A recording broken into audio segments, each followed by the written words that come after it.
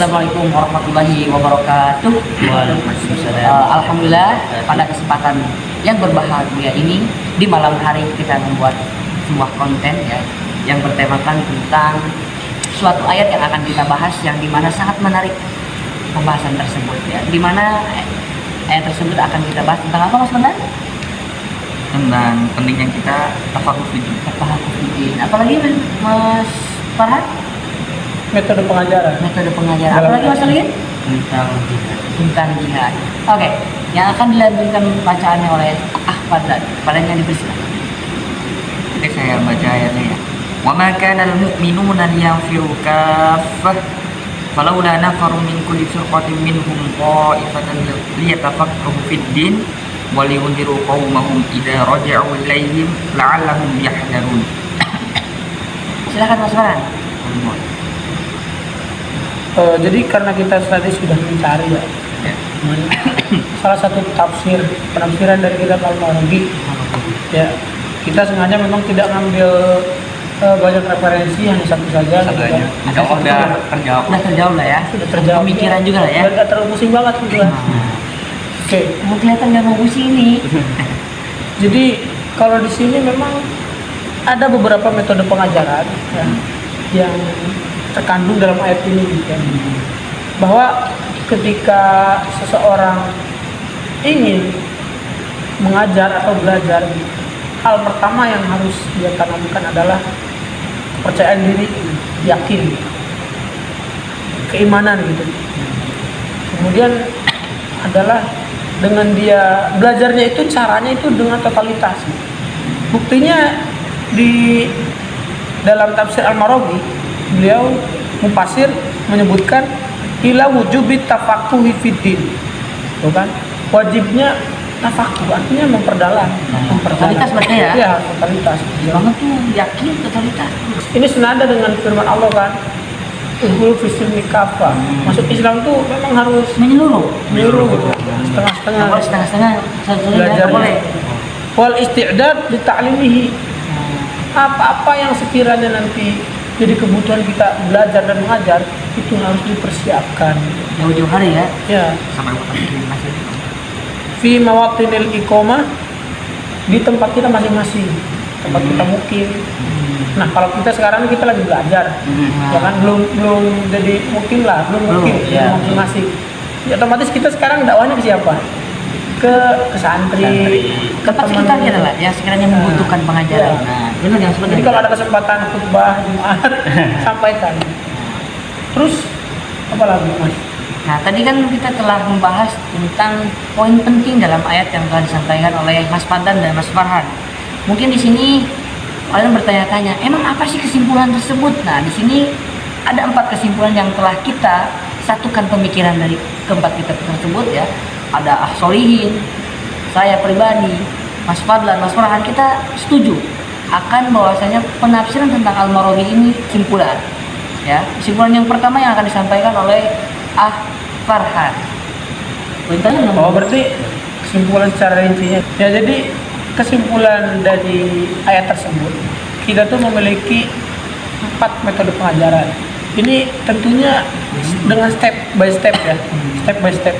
Metode pengajaran pertama adalah kita harus menanamkan keyakinan ya dalam diri kita bahwa apa yang kita pelajari itu akan sangat bermanfaat.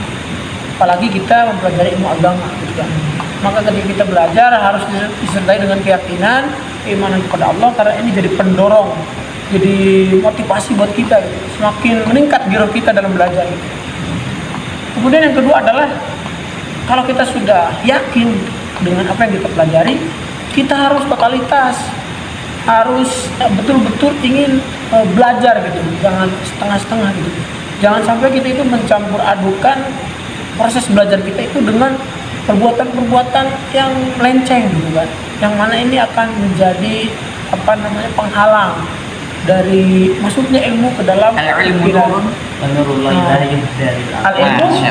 Al-ilmu nurun wa nurullahi la yuhdari. Itu dia. Itu dia. Kata-kata siapa? Imam Syafi'i. Oh, Imam Syafi'i. Imam Syafi'i apa Imam Muwaqqi? Ayo. Yang ketiga adalah ketika kita sudah belajar, sudah yakin apa yang telah kita dapatkan selama kita menimba ilmu, maka selanjutnya adalah kita harus liung di rukoma. Kita harus bisa mengingatkan, saling mengingatkan satu sama lain. Wa tawasau bil haqqi wa tawasau bis sabr. Kita sebagai santri, kita sebagai penuntut ilmu, sebagai mahasiswa, sebagai pelajar lah yang sudah belajar, Ya. berarti kita tuh harus bisa membawa perubahan baik gitu, harus mengajak pada sesuatu yang baik kepada teman-teman kita. Bila dari teman-teman kita ada yang melenceng atau sedang futur, kita harus bisa menyemangati dia. Kita harus ya saling berwasiat gitu dalam kebaikan. Ya berarti totalitas ya dalam menimba ilmu atau tafakuh fikih. Ya. Totalitas karena nanti untuk diundur kaum. Nah, Karena saya pernah mendengar nasihat dari Serbun. Oh, apa itu? Ibarat apa yang buat Air ya. wadah besar buat nyetur air ceret. ceret, Ceret. teko. Teko.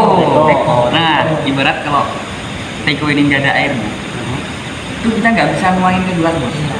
Benar banget. Kita kalau nggak ada bekal, Ada bekal kita apa nggak yang bisa memberikan. Oh, faqidus syai' la yu'ti. Nah, Orang yang tidak mempunyai apa-apa dia nggak bisa ngasih apa-apa. Benar. Nih, Metode yang terakhir adalah ketika kita sudah berusaha saling mengingatkan, share ilmu gitu kan. Intinya mendakwahkan ilmu gitu kan. Kita roja'u ilaihim. Di sini Nah, ini ada menarik ayat nih. roja'u ilaihim. Roja'u ilaihim ini kan artinya ketika Kembali. mereka sudah kembali kepada mereka. Nah, tadi sebelum kita bikin video ini, dari teman-teman ada yang punya dua pendapat yang berbeda gitu. Ada yang berbeda gitu kan. Satu mengatakan bahwa jadi yang memperingatkan kaumnya itu hanya orang yang belajarnya aja gitu kan. Karena di konteks ayat tadi itu mereka yang belajar, kita tafakuh fikih. mereka yang tafakuh fiddin adalah mereka yang belajar bersama Nabi gitu kan. Nabi nggak ikut perang. Jadi ketika orang yang pulang dari medan perang itu datang, dia yang belajar dengan Nabi harus liung diru, harus memperingati, harus share ilmu kan.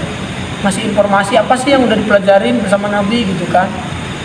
Nah, sama juga sebaliknya. Jadi orang-orang yang habis dari medan perang, dia juga harus memberikan informasi gitu kan, informasi kepada orang yang ditinggal perangnya ini.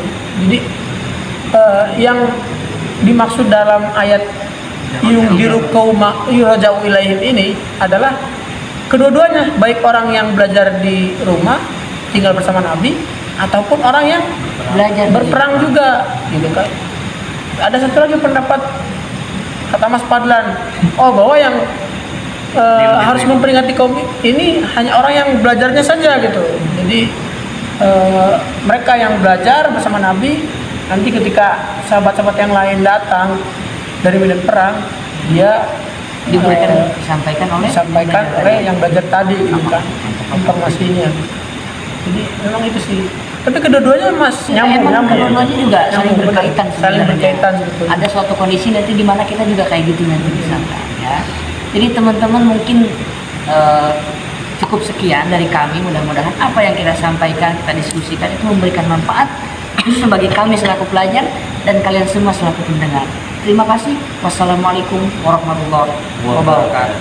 Waalaikumsalam warahmatullahi wabarakatuh.